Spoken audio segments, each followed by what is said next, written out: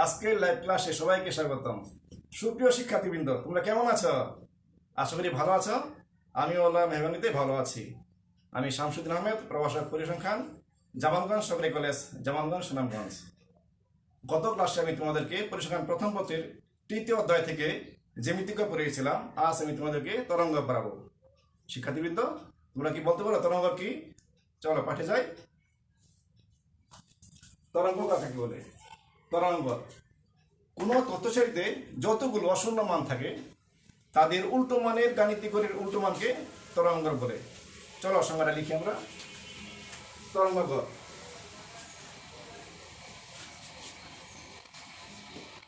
কোনো তথ্যসারিতে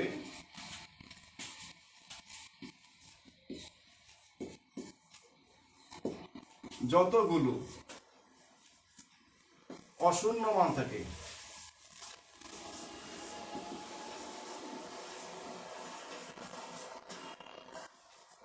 তাদের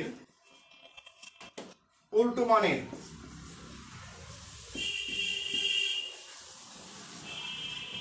গাণিতিক গড়ের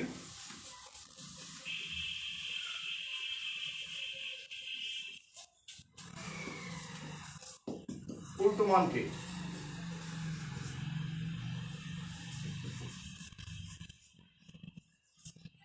তরঙ্গ গড় বলে।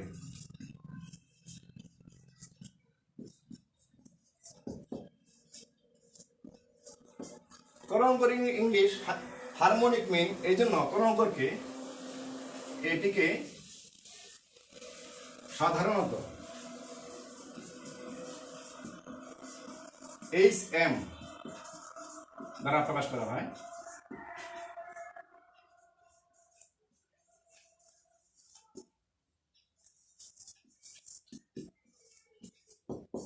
শিক্ষার্থীবৃন্দ, আমরা সংখ্যাটা আবার দেখি। কোন তথ্যসারিতে যতগুলো অশূন্য মান থাকে তাদের উল্টো মানের গাণিতিক গড়ের উল্টো মানকে তরঙ্গ বলে। এটিকে অর্থাৎ তরঙ্গকে HM দ্বারা প্রকাশ করা হয়। আমরা কি বুঝলাম এখানে? তথ্যসারিতে মান কি হইতে হবে? সবগুলো মান অশূন্য হইতে হবে। এক বা একাধিক মান যদি শূন্য থাকে তখন কি হবে? তখন তরঙ্গ বের করা যাবে না। কারণ কি? এইখানে মানগুলিকে তরঙ্গ বের করার সময় তথ্যসারি কি করতে হবে? প্রথমে উল্টাইতে হবে। উল্টা মানগুলি গাণিতিক বের করতে হবে। যেমন 5 একটি সংখ্যা, এর উল্টা মান কি হবে? এর উল্টা মান হবে 1/5। যেমন 2 একটি সংখ্যা, উল্টা মান কত হবে? 1/2। এরকম কোনো মান যদি শূন্য থাকে তথ্যসারি তখন কি করতে হবে? এই শূন্য মানটাকে উল্টাইতে হবে। শূন্যকে উল্টালে কি হবে? শূন্য করতে হবে 1/0। শূন্যকে উল্টালে কি হবে? শূন্য এর উল্টা মান 1/0। এটা সমান করতে হবে ইনফিনিটি, অর্থাৎ অসীম।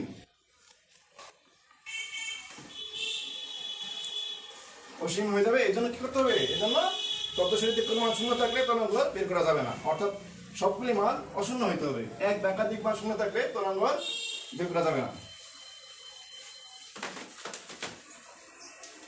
শিক্ষার্থীবৃন্দ, আমরা তরঙ্গের সংজ্ঞা দেখানো এতক্ষণে। এরপরে দেখো এখানে কি আছে?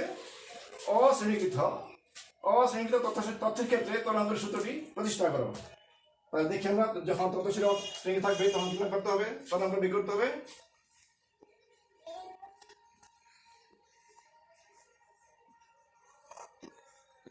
অশ্রেণীকৃত তথ্যের ক্ষেত্রে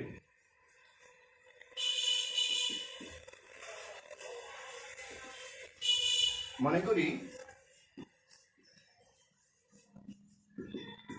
x1 x2 up to xn কোন চলক x এর n সংখ্যক অশূন্য মান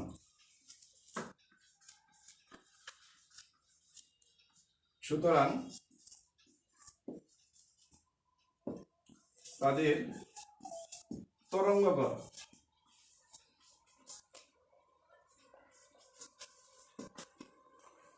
HM সমান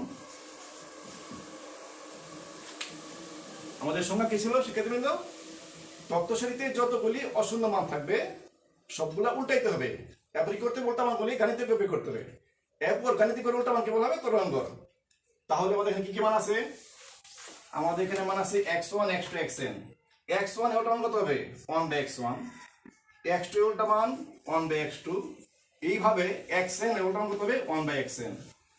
এই সবগুলো কি করতে হবে গাণিতিক বের করতে হবে। গাণিতিক কত হবে এই সবগুলো যোগ করতে হবে 1/x1 plus 1/x2 plus up to plus 1/xn। কটা মান এখানে n সহগ মান, তাহলে কি করতে হবে এই সবগুলো যোগ করলাম n কি করতে হবে n দিয়ে ভাগ করতে হবে, তাহলে কি পাওয়া যাবে উল্টা মানগুলি গাণিতিক পাওয়া গেল। এবার করতে হবে এটাকে আবার উল্টাই ফেলতে হবে, তাই না? তাহলে কি করতে হবে এখানে উপরে 1 হবে আর নিচে কি হবে 1/x1 plus 1/x2 plus up to plus 1/xn।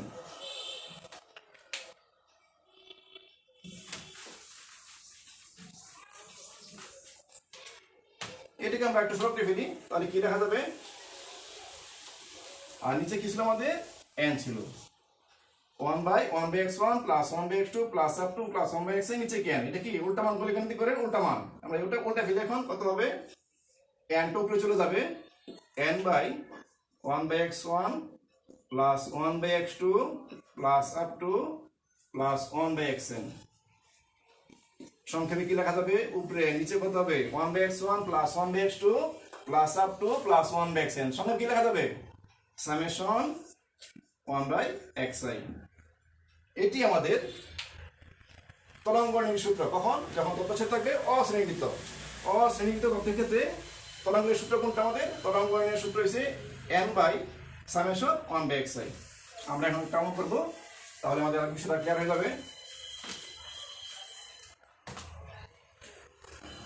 শিক্ষার্থীবৃন্দ, এখানে একটা অঙ্ক আছে আমাদের।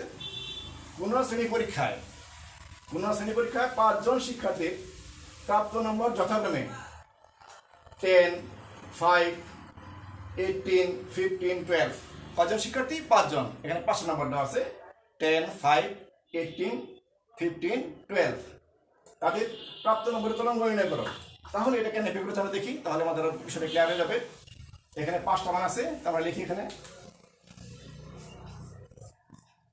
মনে করি x1 সমান প্রথম মানটা 10, x2 সমান দ্বিতীয় মান আমাদের 5, x3 সমান তৃতীয় মান 15 এবং আরো দুটো আমাদের বাকি আছে 15। x1 সমান প্রথম মান, x1 সমান 10, x2 সমান 5, x3 সমান 18,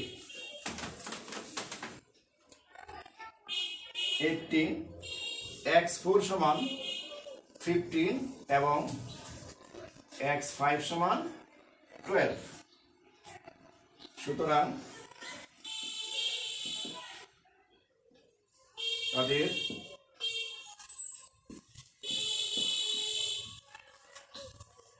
প্রাপ্ত নম্বরের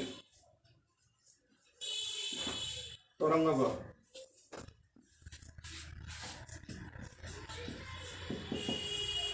HM সমান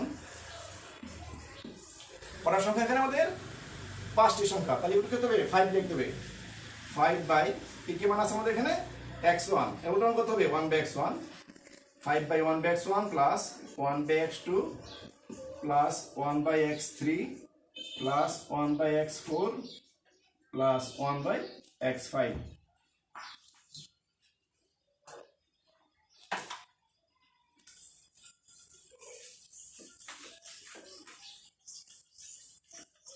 আমরা মানগুলি বসাই দেব, তাহলে কি হবে উপরে কত আছে আমাদের? উপরে 5 আছে, এরপরে 1/x এর মান কত আছে আমাদের 10 প্লাস x এর মান কত আছে আমাদের 5, x3 এর মান 18, x4 এর মান 15 আর x5 এর মান 12। তাহলে আমরা মানগুলি বের করি। 5 বাই, শিক্ষার্থীবৃন্দ এটা সহজে ক্যালকুলেটরে বের করা যাবে, বাট খেয়াল করে একটু 1/10 এভাবে বের করা যাবে। যেমন আমরা যেখানে লিখি 1/10, 1 ভাগ দিলাম পর 10 লিখলাম, একটা মান চলে আসবে যেমন 0.1। ঠিক আছে, আমরা কি লিখবো এখানে 0.1 লিখবো। অন্যভাবে বিগত সংখ্যা বের করা যাবে। সংখ্যা কেমনে? তোমরা দেখো লেখা আছে কনস্ট্যান্ট, এর পাশে একটা আছে x টু দি পাওয়ার -1 মানে x ইনভার্স 1। আমরা যদি এখানে ওই 10 লিখি, প্রথমে 10 লিখে যদি ইনভার্স 1 ক্লিক করি, x টু দি -1 ক্লিক করি, চাপ দেই, তখন ইকুয়াল দিলে মান চলে আসবে 0.1, সহজে বের করা যাবে।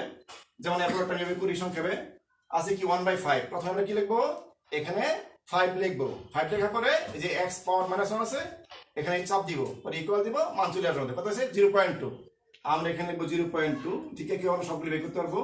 1/18, প্রথমে আমরা কি লিখবো, 18 লিখবো, 18 মানে 18 লিখলাম, লেখা পরে কি করতে হবে, x to the -1 x inverse A click করবো, চাপ দিব, ইকুয়াল দিব, মান চলে আসবে কত 0.055, অনেকগুলি 5 আছে, যেহেতু 5 আছে 5 বা তার বেশি হলে কি আগে এক যোগ করা যায়, এই জন্য কি হবে এখানে 0.06 লিখবো। এরপরে আছে কত 1/15, সেম সিস্টেম 15 লিখবো, এরপরে এখানে চাপ দেব, ইকুয়াল দিব, কত হবে আমাদের 0.066, অনেক 6 আছে, এই জন্য কি লিখতে হবে আমাদের 0.07 লিখতে পারবো আমরা। এরপরে আছে 1/12, 1 কে 12 দিয়ে ভাগ করা যায় কথা, আমরা কি করবো এখানে, আমরা 12 লিখে এখানে x ইনভার্স চাপ দিয়ে ইকুয়াল দিব, কত আমাদের 0.08 লিখবো এখানে।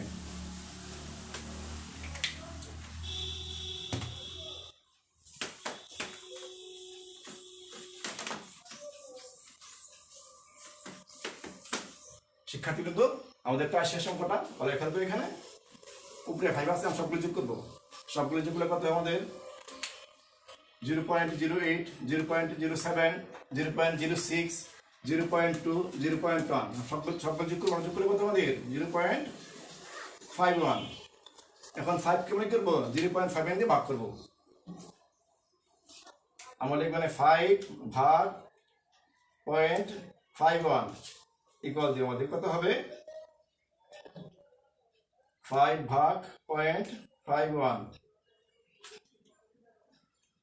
আমাদের কত এখানে, আমাদের হয় এখানে 9.8 আছে, আমাদের 9.80, 09 বছর সমস্যা নাই, আমরা কি লিখবো এখানে 9.8।